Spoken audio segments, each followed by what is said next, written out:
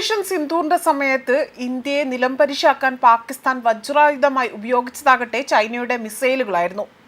അതുപോലെ തന്നെ ശത്രുപാളയത്തിൽ നിന്നും തൊടുക്കുന്ന മിസൈലുകളെയും ഡ്രോണുകളെയും അടിച്ച് നിലംപരിശാക്കാൻ അല്ലെങ്കിൽ താഴെയിടാൻ തക്കതായി പാകിസ്ഥാന്റെ പക്കൽ സ്വന്തമായി വികസിപ്പിച്ചെടുത്ത ആയുധങ്ങൾ ഒന്നുമില്ലായിരുന്നിടത്തായിരുന്നു ചൈനയുടെ സഹായം ചോദിച്ച് അവർ രംഗത്ത് വന്നത്.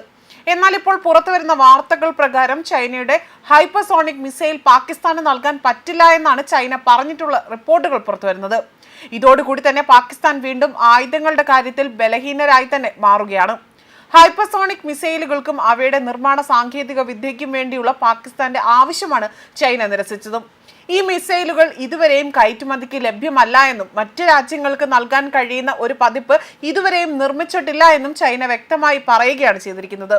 ഇന്ത്യയുടെ അതിവേഗം വളരുന്ന മിസൈൽ സാങ്കേതിക വിദ്യയുമായും ഹൈപ്പർസോണിക് സംവിധാനങ്ങളുമായും മത്സരിക്കുന്നതിനാണ് പാകിസ്ഥാൻ ഈ മിസൈൽ ആവശ്യപ്പെട്ടിരിക്കുന്നത്.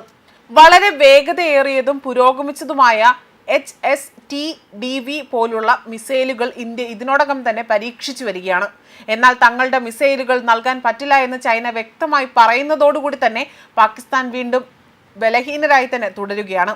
ഒന്നാമതായി പറയുകയാണെങ്കിൽ പാകിസ്ഥാനിൽ ഇതിനകം ലഭ്യമായ ചൈനീസ് ആയുധങ്ങളുടെ പ്രകടനം പ്രതീക്ഷിച്ചതിലും ദുർബലമായിരുന്നു എന്നതാണ്.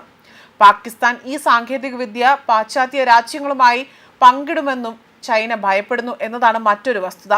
പാകിസ്ഥാന് മുൻപ് ചൈനയിൽ നിന്ന് യുദ്ധവിമാനങ്ങളും മിസൈൽ സംവിധാനങ്ങളും ലഭിച്ചിട്ടുണ്ടെങ്കിലും ഹൈപ്പർസോണിക് മിസൈലുകൾ പോലുള്ള സെൻസിറ്റീവ് സാങ്കേതിക വിദ്യ നൽകാൻ ചൈന തയ്യാറല്ല. ചൈനയുടെ സഹായത്തോടെ കൂടി തന്നെ ഈ മിസൈലുകൾ വാങ്ങുവാനും സ്വന്തമായി നിർമ്മിക്കുവാനും പാകിസ്ഥാൻ ആഗ്രഹിച്ചിരുന്നു. പക്ഷേ ചൈനയുടെ വിസമ്മതം അതിന് വലിയ തിരിച്ചടിയായി മാറുകയാണ് ഇപ്പോൾ ഉണ്ടായിരിക്കുന്നതും. ഇന്ത്യയുമായി മത്സരിക്കാനുള്ള പാകിസ്ഥാന്റെ ശ്രമങ്ങൾ ഇത് തടസ്സപ്പെടുത്തിയേക്കാം എന്നതാണ് മറ്റൊരു വസ്തുത. മാത്രമല്ല, ഓപ്പറേഷൻ സിന്ദൂറിലൂടെ പാകിസ്ഥാനെ ഇന്ത്യ ആക്രമിക്കുമ്പോഴും തിരിച്ചടികളെല്ലാം തന്നെ പാളയത്തിന്റെ വൈഷമ്യത്തിലാണ് പാകിസ്ഥാൻ. കാരണം മിസൈലുകളും ഡ്രോണുകളും വിമാനങ്ങളും അടക്കം ഇന്ത്യ വെടിവെച്ചിടുകയായിരുന്നു. തിരിച്ച് ഇന്ത്യ നടത്തിയ ആക്രമണങ്ങളെ ഫലപ്രദമായി ചെറുക്കാനുമായില്ല. ഭാവിയിലെങ്കിലും പരാജയപ്പെടാതിരിക്കാൻ ചൈനയെ സമീപിക്കുകയായിരുന്നു പാകിസ്ഥാൻ പിന്നീട് ചെയ്തതും. പാകിസ്ഥാൻ സ്വന്തമായി വികസിപ്പിച്ച ഫത്ത മിസൈലുകൾക്ക് ഇന്ത്യയുടെ പ്രതിരോധത്തെ മറികടക്കാനായില്ല. ഇന്ത്യക്കെതിരെ ഫത്ത 1, ഫത്ത 2 മിസൈലുകൾ പാകിസ്ഥാൻ ഉപയോഗിക്കുകയും ചെയ്തിരുന്നു. ശബ്ദത്തെക്കാൾ 5 മടങ്ങ് വേഗതയിൽ സഞ്ചരിക്കുന്ന മിസൈലുകളാണ് ഇവയെന്നായിരുന്നു പാകിസ്ഥാന്റെ അവകാശവാദം. ഇതിനോടൊപ്പം തന്നെ ചൈനീസ് നിർമ്മിത CM-400 AKG മിസൈലുകളും പാകിസ്ഥാൻ ഇന്ത്യക്കെതിരെ പ്രയോഗിച്ചിരുന്നു. JF-17 യുദ്ധവിമാനത്തിൽ നിന്നാണ് ഈ മിസൈൽ പാകിസ്ഥാൻ പ്രയോഗിച്ചതും. എന്നാൽ എല്ലാ ആക്രമണ ശ്രമങ്ങളെയും ഇന്ത്യയുടെ വ്യോമ പ്രതിരോധ സംവിധാനങ്ങൾ തകർത്ത് തരിപ്പണമാക്കുകയാണ് ചെയ്തത്.